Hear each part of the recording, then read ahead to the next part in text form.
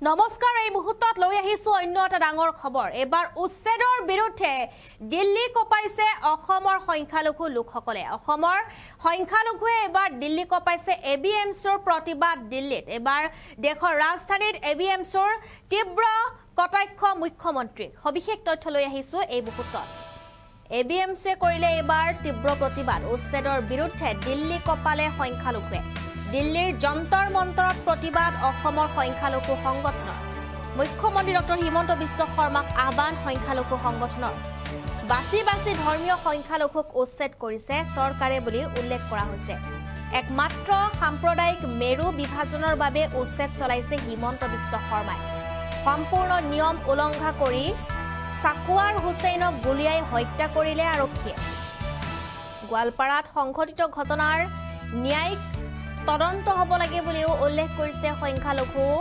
সংগঠনে আমি জনাই আছো এই মুহূৰ্তৰ এটা গুৰুত্বপূৰ্ণ খবৰ কিয়নো এবাৰ দিল্লীত কৰা হৈছে ভয়ংকৰ প্ৰতিবাদ আৰু এবিএমছৰ ভয়ংকৰ প্ৰতিবাদ এবাৰ দিল্লী কপাইছে এবাৰ অসমৰ সংখ্যালঘু লোকসকলে অসমৰ সংখ্যালঘুৱে এবাৰ কপাইছে দিল্লীত এবাৰ প্ৰতিবাদ সাব্যস্ত কৰা হৈছে আমি কিছু দৃশ্য আপোনালোকক দেখুৱাই আছো আৰু যেটো ৰাজ্যত বৰ্তমান উচ্ছেদ আৰু সেই উচ্ছেদ সন্দৰ্ভত এবিএমছৰ সভাপতি গৰাকীয়ে কেইবাটাও মন্তব্য প্ৰদান কৰিছে যে সংখ্যালঘুক টাৰ্গেট কৰি লোৱা হৈছে অসম চৰকাৰে সংখ্যালঘুক টাৰ্গেট কৰিছে আৰু সংখ্যালঘুক টাৰ্গেট কৰিয়েই এনে ধৰণৰ প্ৰতিবাদ এতিয়া চলিছে দিল্লীত এবিএমছৰ আজি তীব্ৰ প্ৰতিবাদ দেখিবলৈ পোৱা গৈছে দিল্লীত আৰু এই প্ৰতিবাদ অব্যাহত থাকিব বুলি উল্লেখ কৰা হৈছে ৰাজ্যৰ বিভিন্ন স্থানৰ পৰা সংখ্যালঘু লোকসকল গৈ দিল্লীত উপস্থিত হৈছে আৰু দিল্লীত উপস্থিত হৈ তেওঁলোকে আজিৰে পৰা প্ৰতিবাদ সাব্যস্ত কৰিছে আৰু এই প্ৰতিবাদ অব্যাহত থাকিব বুলি এবিএমছৰ হুংকাৰ উচ্ছেদৰ বিৰুদ্ধে দিল্লী কপাইছে সংখ্যালঘুৱে লগতে মুখ্যমন্ত্ৰীক আহ্বান কৰিছে যে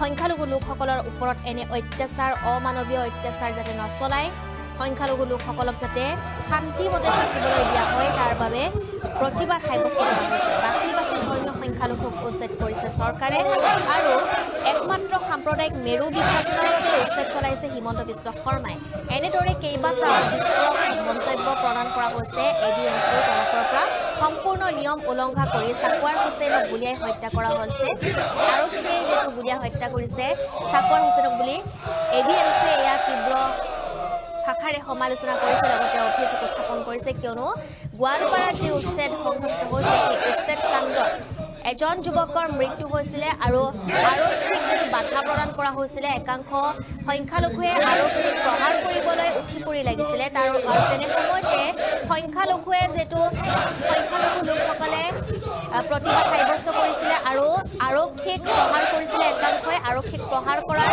পিছতে এজন যুৱকক যেটো এজন যুৱকৰ গাত যেটো গুলি লাগিছিলে কিয়নো আৰক্ষীয়ে নিজৰ প্ৰাণ ৰক্ষা কৰিবলৈ শূন্যলৈ গুলীচালনা কৰিছিলে আৰু সেই সময়তে এজন যুৱকৰ মৃত্যু হৈছিলে গতিকে সেই সন্দৰ্ভত এতিয়া উল্লেখ কৰিছে এবিএমছে যে সম্পূৰ্ণ নিয়ম উলংঘা কৰি সাকুৱাৰ হুছেইনক গুলিয়াই হত্যা কৰিছে আৰক্ষীয়ে আৰু গোৱালপাৰাত সংঘটিত ঘটনাৰ ন্যায়িক তদন্ত হ'ব লাগে বুলি দাবী জনাইছে এবিএমছে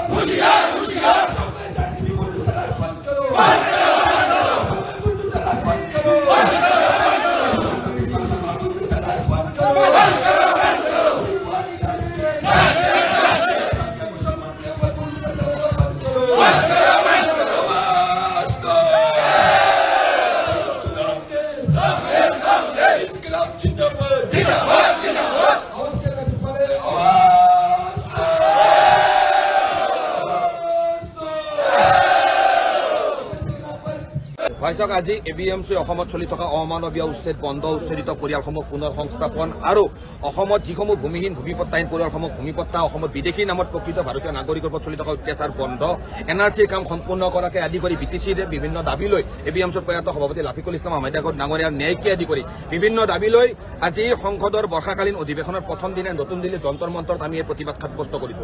আমি এই প্ৰতিবাদ সাব্যস্ত কৰি স্পষ্টকৈ কৈছো যে অসমত আজিৰ তাৰিখত শদিয়াৰ পৰা ধুবুৰীলৈকে বাছি ধৰ্মীয় সংখ্যালঘু মুছলমানসকলক ডক্টৰ হিমন্ত বিশ্ব শৰ্মা ডাঙৰীয়াই উচ্ছেদ চলাই আছে। এটা প্ৰণালীবদ্ধ প্ৰক্ৰিয়াৰে আজি অসমত যুগ যুগ ধৰি গৰাখহনীয়াত নিজৰ ভেটি মাটি হেৰুৱাই বিভিন্ন চৰকাৰী মাটিত বসবাস কৰি থকা ধৰ্মীয় সংখ্যালঘু খ্যাতি খোৱা খেতিয়ক পৰিয়ালসমূহৰ ঘৰত আজি বুলডোজাৰ চলাই দিয়া হৈছে আৰু তেওঁলোকক কোনো ধৰণৰ যাৱতীয় পুনৰ সংস্থাপনৰ ব্যৱস্থা দিয়া নাই আৰু এটা অসমত নেৰেটিভ চলাব বিচাৰিছে যে অসমত বাংলাদেশীসকলৰ ওপৰত উচ্ছেদ চলি আছে।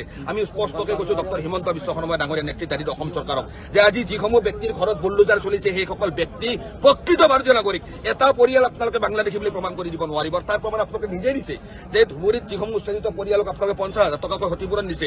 বয়েজেৰ আলগা নামৰ ঠাইত তেওঁলোকক পুনৰ সংস্থাপনৰ কাৰণে মাটি দেখুৱাই দিছে, কিন্তু এই মাটি মানৱ জীৱনৰ উপযোগী মাটি নহয়, মানুহ এটা জীৱন পাৰ কৰাৰ কাৰণে উপযোগী মাটি নহয়। সেইকাৰণে আমি এবিএমচি স্পষ্টকৈ আজিৰ এই কাৰ্যসূচীৰ জৰিয়তে দাবী জনাইছো যে অসমত যি অমানৱীয়ভাৱে উচ্ছেদ চলিছে, কাৰণ 1954 চনৰ পৰা 2007 চনলৈকে অসমত 28 লাখ বিঘা মাটি গৰাখহনীয়াত জাগ হৈছিল।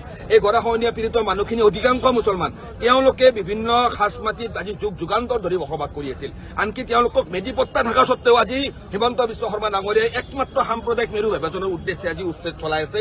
তেওঁলোকৰ আহি থকা 2026 নিৰ্বাচনক তেওঁলোকে এটা সাম্প্ৰদায়িক মেৰুকৰণেৰে তেওঁ পুনৰবাৰ মুখ্যমন্ত্ৰীৰ আসনত বহিবলৈ এনেকুৱা ধৰণৰ উচ্ছেদ চলাইছে বুলি আমি স্পষ্টকৈ অভিযোগ কৰিছো। তাতে শান্ত নাথাকি আমি গোৱালপাৰাত আমি দেখিবলৈ পালো আজি কেইটামান দিন আগতে চাকুৱাৰ আলী নামৰ এজন যুৱকক অসম আৰক্ষীয়ে ডিউ প্ৰচেছ ফলো নকৰাকৈ গুলীয়াই হত্যা কৰিলে। সেইকাৰণে আজি আমি কাৰ্যসূচীৰ জৰিয়তে যোৱা কেইটা দিনত গোৱালপাৰাত অসম আৰক্ষীয়ে গুলীয়াই চাকুৱাৰ আলী নামৰ যি যুৱকজনক হত্যা কৰিলে, এই হত্যাকাণ্ডৰ এটা ন্যায়িক তদন্ত দাবী কৰিছো। আমি স্পষ্টকৈ কৈছো আজি অসমৰ মুখ্যমন্ত্ৰী ডক্টৰ হিমন্ত বিশ্ব শৰ্মা ডাঙৰীয়াই যিখন সংবিধানৰ শপত লৈছে, সেই সংবিধানখনে কি কৈছে? ৰাইট টু শেল্টাৰ কনষ্টিটিউচনেল গেৰাণ্টি বুলি কৈছে। সুপ্ৰিম কোৰ্টে কি কৈছে? এটা পৰিয়ালক উচ্ছেদ কৰিব লগা হলে 15 দিনৰ আগতে নটিচ দিব লাগিব। কোনো ধৰণৰ নীতি নিয়ম তাত পালন কৰা হোৱা নাই।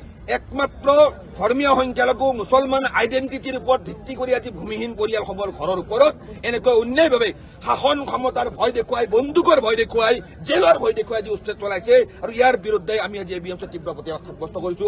গোটেই অসমত আমি প্ৰতিবাদ কৰিছো, গুৱাহাটীত প্ৰতিবাদ কৰিছো আৰু যেতিয়ালৈকে এই উচ্ছেদ বন্ধ নহব তেতিয়ালৈকে আমাৰ এই আন্দোলন চলিব। আমি স্পষ্টকৈ কৈছো ডক্টৰ হিমন্ত বিশ্ব শৰ্মা ডাঙৰীয়া আগন্তুক 50 বছৰ নিজৰ ৰাজনৈতিক দক্ষতাৰ বলত মুখ্যমন্ত্ৰী হৈ থাকক, তাত আমাৰ ক'বলগীয়া একো নাই। কিন্তু এনেকৈ মুছলমানৰ ঘৰ বাৰী ভাঙি দি মুছলমানক ভাৰতীয় নাগৰিকক তেওঁলোকে বাংলাদেশী সজাই ন' মেন্স লেণ্ডত এৰি দিয়া, আজি অসমত মুছলমান নাগৰিকক গৃহহীন কৰিছে, বিদেশীৰ নামত তেওঁলোকে ষ্টেটলেছ কৰিছে, ন' মেন্স লেণ্ডত এৰি দিছে, বাংলাদেশলৈ পুছবেক কৰিছে।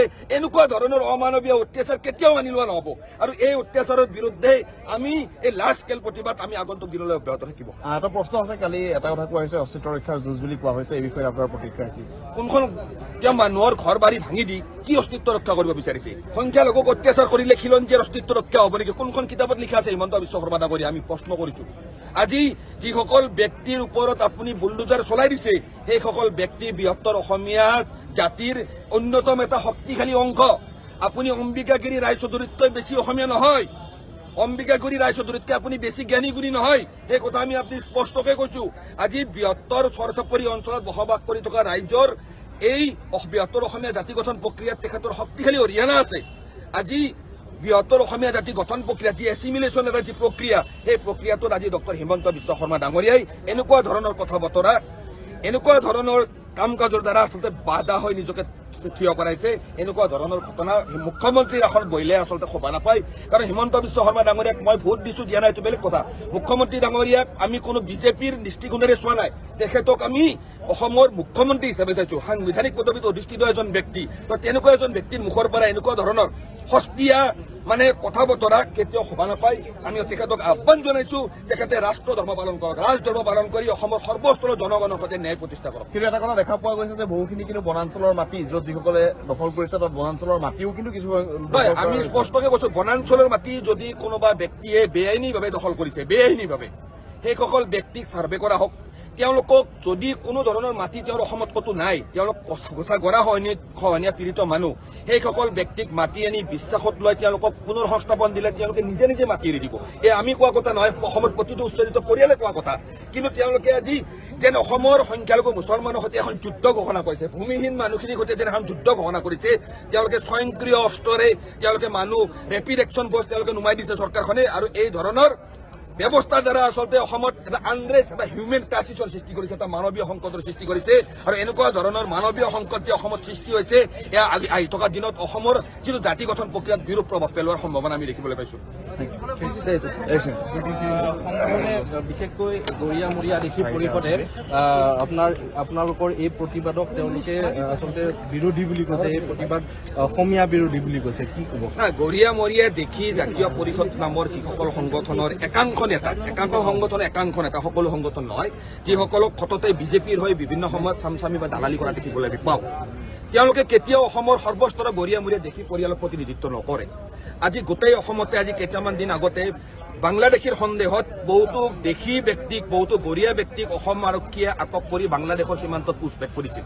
বিভিন্নজনক এতিয়াও ডিটেনশ্যন কেম্পত বন্দী কৰি ৰাখিছে। তো তেতিয়া সেই সংগঠনসমূহ ক'ত গৈ আছে? আমি ABMC থিয় হৈছো। আমি স্পষ্টকৈ কৈছো যে আজি অসমত সৰ্বস্তৰৰ জনগণক আজি সংখ্যালঘুসকলক আজি বাছি উচ্ছেদ চলোৱা হৈছে, বাছি বিদেশৰ নামত নিৰ্যাতন চলোৱা হৈছে, একমাত্ৰ কাৰণ তেখেতসকলৰ মুছলমান আইডেণ্টিটি। যদি মুছলমান আইডেণ্টিটি হিচাপে আমাৰ ওপৰত অত্যাচাৰ হৈছে, মাইনৰিটি আইডেণ্টিটিৰ কাৰণে আমাৰ ওপৰত অত্যাচাৰ হৈছে, আমি মাইনৰিটি আইডেণ্টিটিৰে আমি সংবিধানৰ বন্দীত থাকি আগন্তুক দিনত যুঁজি যাম। এনেকুৱা ধৰণৰ সংগঠনৰ কথা বতৰাক আমি কেতিয়াও অসমৰ ৰাইজে বা অসমৰ সংখ্যালঘু ৰাইজে কেতিয়াও গুৰুত্ব দিয়া নাই।